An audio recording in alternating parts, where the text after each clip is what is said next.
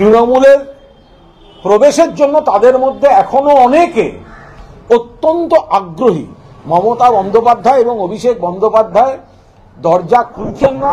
শুভেন্দু অধিকারী যদি একটুখানি দরজার লকটা খুলে দেয় না, তৃণমূল দলটা ফাঁকা হয়ে যাবে। কালকোষের এই ধরনের কথাবার্তা যে ওখানে যারা বিরোধিতা করছে জালি হিন্দু, তারপরে ওখান থেকে অনেকে চলে আসতে চাইছে, কথাগুলো বাজার গরম করা কথা, এছাড়া অন্য কিচ্ছু না।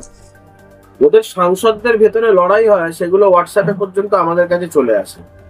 এখন এটা থেকে বুঝতে পারছেন যে কারা কোথায় যেতে আগ্রহী, কোথায় সবাই যোগাযোগ রাখছে। দিলীপ ঘোষকে যদি মনেও করেন যে আপনি দলের কোন একটা বড় পদ দিয়ে বা কোনো জায়গায় রাজ্যসভা করে পাঠিয়ে তৃণমূলে নিয়ে আপনি যদি মনে করে থাকেন এটাতে হিন্দু ভোটের ক্ষতিগ্রস্ত করবেন, কিচ্ছু হবে না। যারা হিন্দুত্ব ভাঙিয়ে রাজনীতি করে, যারা রাজনীতির জন্য বিকৃত হিন্দুত্ব নিয়ে মার্কেটিং করে, তারাই একমাত্র দিলীপ ঘোষকে আক্রমণ করছে।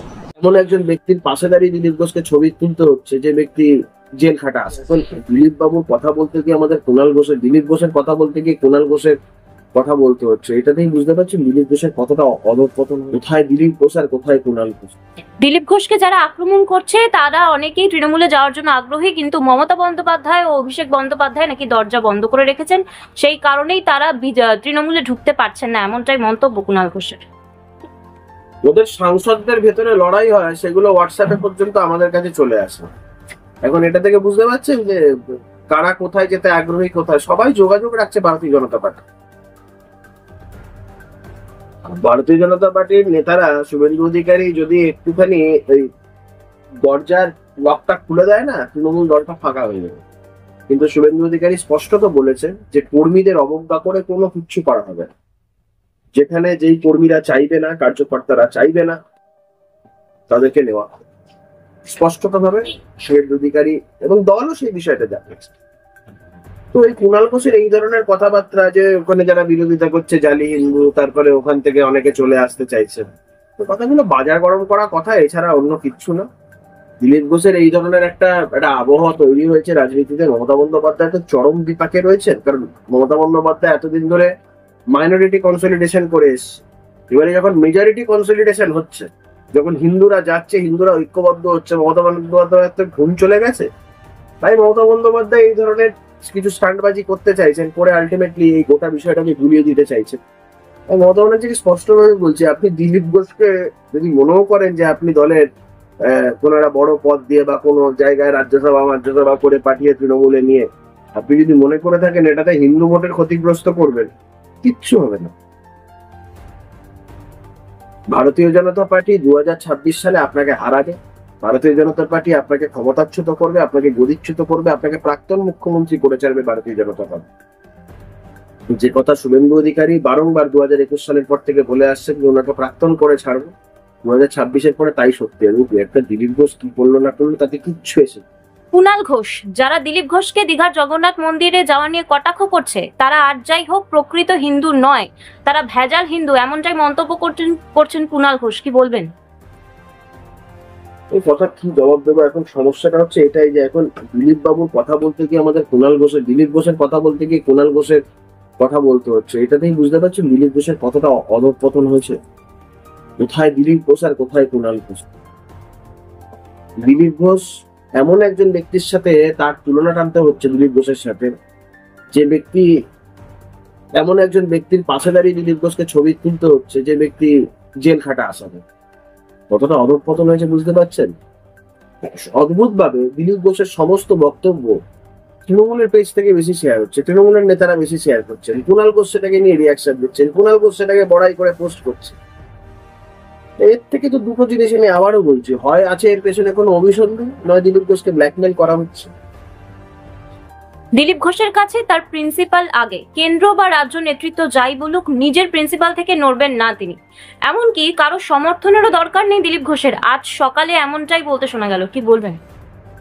আমি তোতে ভরে ফুলে ফেপে উঠেছেন, এটা বোঝা উচিত দিলীপ ঘোষের। ব্যক্তি দিলীপ ঘোষের অস্তিত্ব যদি মনে করতে হয় 2015-এর আগে মনে করতে হবে। 2015-এর আগে দিলীপ ঘোষকে কে চিনত? দিলীপ ঘোষকে পার্টি নেতা বানিয়েছে। যারা পশ্চিমবঙ্গের রাজনীতি সম্পর্কে ওয়াকিবহল, 2015-এর আগে কেউ দিলীপ ঘোষ বলে কোন একটি লোক আছে তার নাম জানতো? বিজেপি কর্মীরা নাম জানতো।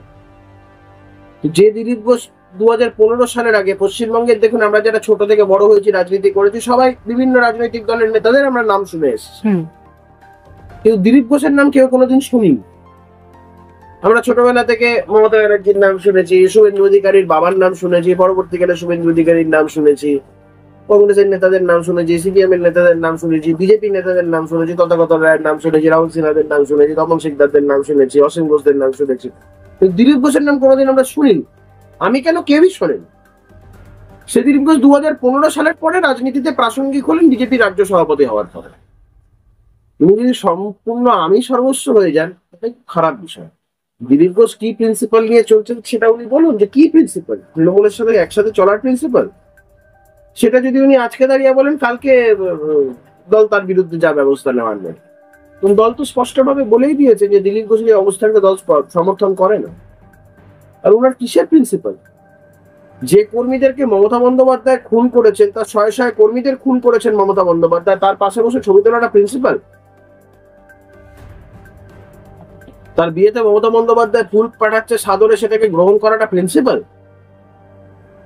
আমি এই ধরনের কোনো সৌজন্যের পক্ষপাতিত্ব নই।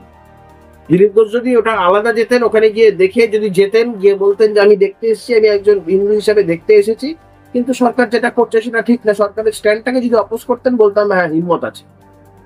পাশে বসে মমতা ব্যানার্জির সাথে ওই মমতা ব্যানার্জি মনে হচ্ছে মাদারি, আর দিলীপ ঘোষ ভালো দড়ি নাকে দিয়ে নাচাচ্ছে, এটা ঠিক জিনিস না।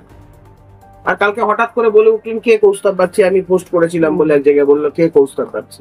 আরে দিলীপ বাবু, আমি আপনার আপনি আমার থেকে অনেক বয়সে বড়, আপনি অনেক শ্রদ্ধার জায়গায় আমার, আমি আপনাকে খারাপ ভাবে কোনো কিছু বলছি না, কিন্তু আমার প্রতিজ্ঞাটা হচ্ছে এই রাজ্যের আমার মতন এরকম প্রতিজ্ঞা পশ্চিমবঙ্গের কোন রাজনৈতিক নেতা করে দেখাতো। আমি আমার নিজের ব্যক্তিগত ক্ষতি করে এখন অব্দি ঘুরে বেড়াচ্ছি। আমার এক মাথা চুল ছিল, সেই মাথা চুল কামিয়ে প্রতিজ্ঞাবদ্ধ হয়েছে এবং আজ অব্দি সেটা থেকে এক চুল নড়িনি। অতীতে এমন অনেক রাজনৈতিক লোকেরা রয়েছেন যারা প্রতিজ্ঞা করেছেন, পর মুহূর্তে চেঞ্জ হয়ে গেছে, আমি চেঞ্জ হইনি। বিভিন্ন ক্ষেত্রে বলা হচ্ছে দল বদলে অন্য দল থেকে এসে ধান্দাবাজ। আরে ধান্দাবাজ অবশ্যই, আমি ধান্দাবাজ, আমি তো স্পষ্টভাবে বলছি। আমার একটাই ধান্দা, এই রাজ্যের মমতা বন্দ্যোপাধ্যায়কে রাজ্য থেকে উৎখাত করা, স্পষ্ট তো বলছি। এবং ভারতীয় জনতা পার্টিতে এসেছি এই কারণে, কারণ ভারতীয় জনতা পার্টি মনে হয়েছে ইজ দি কারেক্ট প্ল্যাটফর্ম, যে মমতা বন্দ্যোপাধ্যায়কে রাজ্য থেকে উৎখাত করতে পারে, মানুষের হয়ে কাজ করা যায়। নীতি নৈতিকতা আদর্শ ব্যক্তি আমাদের মধ্যে, কিন্তু আমরা যারা রাজনীতি করি, রাজনীতিটা করি হচ্ছে মানুষের জন্য। আমরা রাজনীতি নিজের জন্য রাজনীতি করি না, নিজের আদর্শ, নিজের ইগো স্যাটিসফাই করার জন্য আমরা রাজনীতিটা করি না, আমরা রাজনীতি করি মানুষের জন্য। আমি কংগ্রেস দলে যখন ছিলাম, কংগ্রেসের আদর্শে বিশ্বাসী হয়েছিলাম এবং আমার মনে হয়েছিল যে না, সেই সময় তখন ছোটবেলা থেকে অ্যাট্রাক্ট হতাম। পরবর্তীকালে দেখলাম এই কংগ্রেসটা এখন মুসলিম লীগ হয়ে গেছে, কারণ কংগ্রেসের একটা সেকুলার অবস্থান নেওয়ার জায়গাতেই কংগ্রেস নেই। ধর্ম নিরপেক্ষ যে অবস্থানটা, সেটা কংগ্রেস সে নেওয়ার জায়গাটাতেই এই রাজ্যে কংগ্রেসটাকে প্র্যাকটিক্যালি তৃণমূলের হাতে বিক্রি করে দেওয়া হয়েছে। তখনই আমার মনে হয়েছিল যে দল ছেড়ে আসবে। এমন না যে ওই সিদ্ধান্তটা আমার কাছে খুব সুখকর সিদ্ধান্ত ছিল, এবং আমি এসেছি এখানে কোনো কিছু পাওয়ার জন্য নয়, নিঃস্বার্থভাবে এসেছি।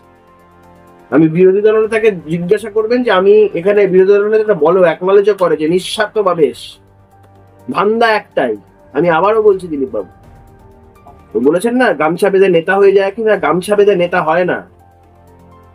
গামছা বেঁধে নেতা কৌস্তব বাগচি হয়নি, আর গামছা বেঁধে নেতা কৌস্তব বাগচিকে ওরকম বললে মানুষ আপনাকে জবাব দেবে।